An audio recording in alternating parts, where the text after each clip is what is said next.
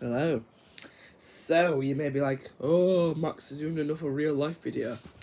Well, today, I'm going to be talking about my Despicable Me 4 rewrites. So, I didn't mind the fourth Despicable Me movie that we got, but, it just felt a bit, there was too many plot lines.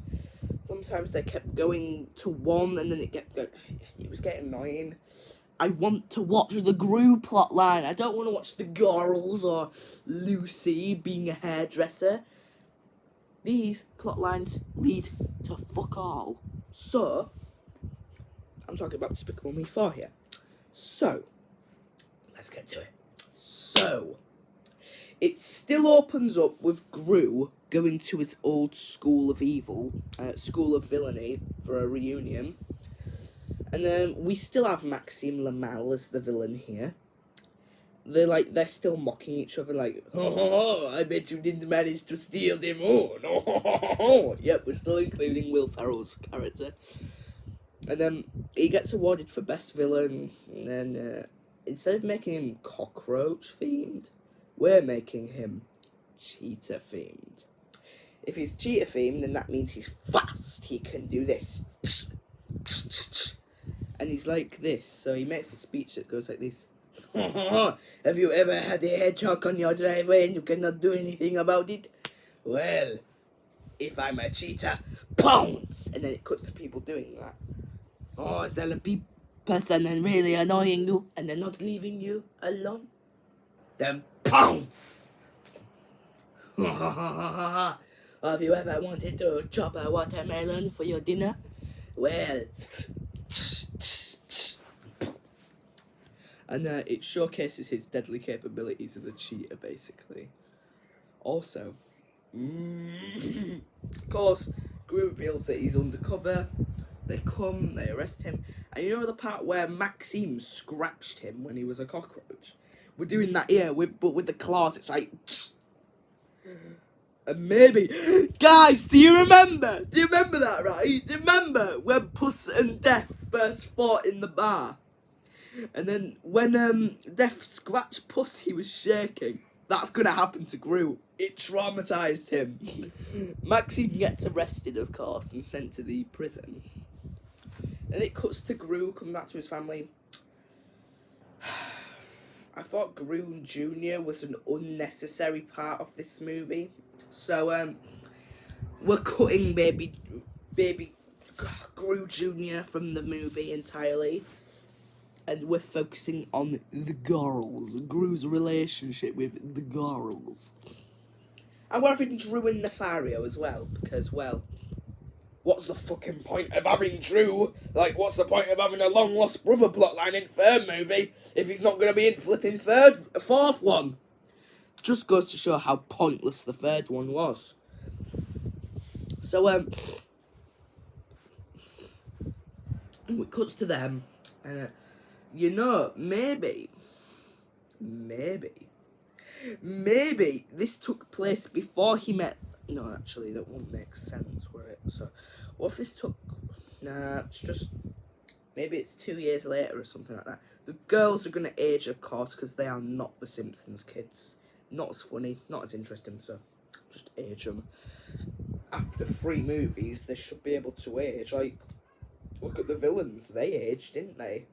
Why can't the girls age? So, it's cuts them, and then do you remember Tai Lung, who escaped from prison in the first Kung Fu Panda? We get to showcase Maxime Lamal beating up guards and finding a way to escape. And then, the past villains, I thought, ooh, are they going to have an importance in the story? They don't. They're just there for fan service. It was nice seeing them again, but they provided no importance to the story whatsoever. What if Maxime teamed up with the original 3 villains, Vector, El Macho, Brat, and what if he gave him a sample of his cheetah serum, and then they get mutated into cheetahs. They're fast, they're strong, nothing can touch them. And then they start beating up the guard. and barge out of the prison. And do you remember that line that Maxime said in the prison on that clip scene where he was like this, "I'm coming for my revenge, Gru"? Instead, I think we should just cut Valentina from the story whatsoever. We're still keeping Principal Ubelschlett. We're just gonna cut Valentina because she had no importance in the story. She didn't even do anything other than be Maxime's henchman. So anyway, with the team up with the villains, they all want revenge on Gru. They all have something in common, don't they? They want revenge on Gru. We're not having Scarlet or the Vicious Six, or else it'll be overcrowded. Too many characters to care about. They all want revenge on him, so it makes some sense. They're the reason they're in jail, so they break out, and then there's the "I'm coming for my revenge, Gru." Then it cuts back to Gru having dinner with his family until what's his name? Silas Ramsbottom comes to the door and he's like this, "Gru, I need a word with you." He still tells them, oh, they're at stake, they must go into hiding and stuff. But you remember when he tells them to be less Gruish? No, I didn't like it. I didn't like that. I didn't like how they act like just an ordinary generic family. I like the quirkiness of them from all of the past 3 movies.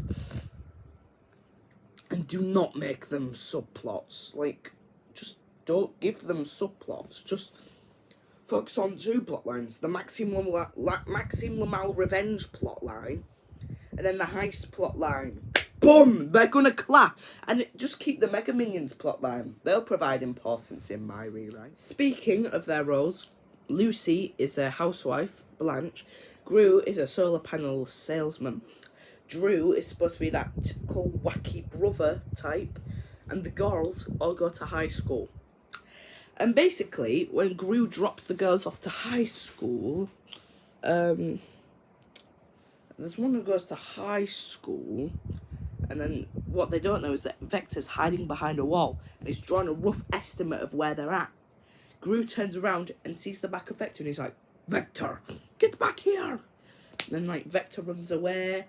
He gets into his little thing, his little buggy. He has a buggy. And then, whoo, and then it takes about a night just to get back to the School of Villainy. That's how far away it is. So at night, Gru gets Drew and the girls and they organise a heist. Basically, the School of Villainy has teamed up with Maxime and the villains and become their new fortress. The place is now impenetrable because of the maximum security. So now, what they do is, Gru tells Drew about how the impenetrable lair, kind of like when they broke into Brat's lair, you know what I mean?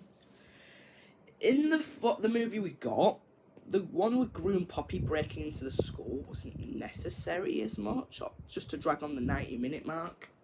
This is actually important, because Vector is going to take the sketch to Maxime Lamal, and if Maxime sees it, he's going to be able to find him and kill him, isn't he? So Gru has no choice but to go on this heist to the school. Poppy's cut from the story. Basically, blah blah blah. Find a way to break in, and then when we get there to the school, Lucky and Agnes use their cuteness to distract the villains, and then they've been secretly learning kung fu behind closed doors, and starts beating them up. Whilst Margot goes in disguised as a villain, a lecturer type, a talkative one, distracting Ubelschlett and them by boring them to sleep. Then Edith teams up with Gru and Drew to break in to get the sketch, because we all know how badass Edith was, getting past that ninja obstacle course from Despicable Me 2. When they go in, there's only one. They have to climb the walls, dodge lasers, dodge guards and stuff. There's only one more problem. They need to follow Vector into Maxime's office, but there's only one issue. Maxime's cheaters. They're really gruesome. They literally have no mercy for hurting others. And you know them suits that they wore in the third one where they can turn invisible, they can climb up walls? They're going to turn invisible and climb the walls to get past them. Get into Maxime's office, hide behind the wall. Before Vector can hand the sketch over to Maxime, they make a noise to stop Vector from doing that. Then Maxime's like, "Come out wherever you are!" And then they have a web gun. He's like, "This web gun! Oh, get that off me! Villains, get them!" Then Gru quickly snatches the sketch off of Vector. And then there's warnings. The cheaters see them and they're like this. And the lasers have gone off, and then the guards are now warned. They get outside. He's like this. "Girls, we need to go now before they get us." They got in the vehicle. And then remember Squid Launcher that Vector used to get onto the rocket? He's going to use that to get onto the vehicle. And he's like this. And then El Macho gets in front of them and gets a rock and throws it at them. Then Gru's like this, "Ah!" And then quickly turns it into the flying machine and goes up above it. And then there's the missiles designed by Brat and Ubelschlett's rockets coming from him to try and get them. Fails. Maxime is pissed at the villains for not doing their job correctly. And they're like this, "Oh, if I knew mechanical bodies, Gru will rue the day he was born." And then, do you remember the Mega Minions plotline? Well, Dr. Nefario designs a super serum for them. Gives him more relevance in this one. And gives it to Silas to test them. They become the super minions, the Mega Minions. And you know, to establish their powers, they start testing them on saving the world. Of course, they screw up. Of course. And then, they test and stuff, and then in the final battle, the climax, they're at home, and then they hear noises outside, and then they see Maxime and the other villains in their cheetah mechs, and then they start wreaking havoc on the city that they're hiding in. And then Gru's like, "Oh no, my cover's blown, we need to warn Silas." Then they go outside, he's like this, "Maxime."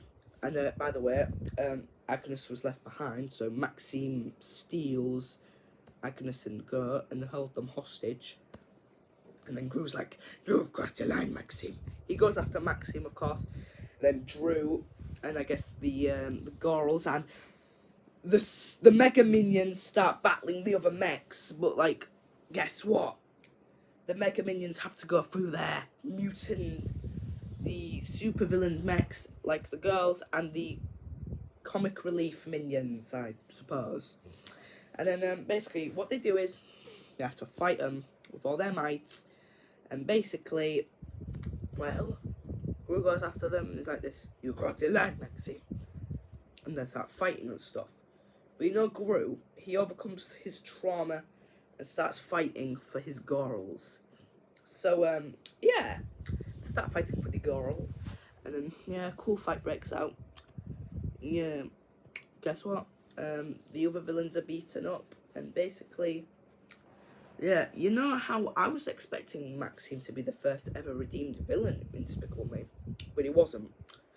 In this one, instead of fighting him and getting him arrested, Gru wants to reconcile with Maxime and say, "Look, Maxime, I know we've not had a very good past, but I want to move on and pursue greater things." Maxime thinks about these words and realizes all the stuff that happened to him doesn't matter anymore, and teams up with Gru and stop the other villains and send them back to prison. And they're happy now. The Super Minions won, the heroes won, and now they go back to living their lives. Do we still have the "everybody wants to rule the world" sequence? Yeah, we can have a nice musical number. The villains are singing from the prison, Maxime and the others are singing from their home. It's all lovely and stuff. And boom, my rewrite done. Peace.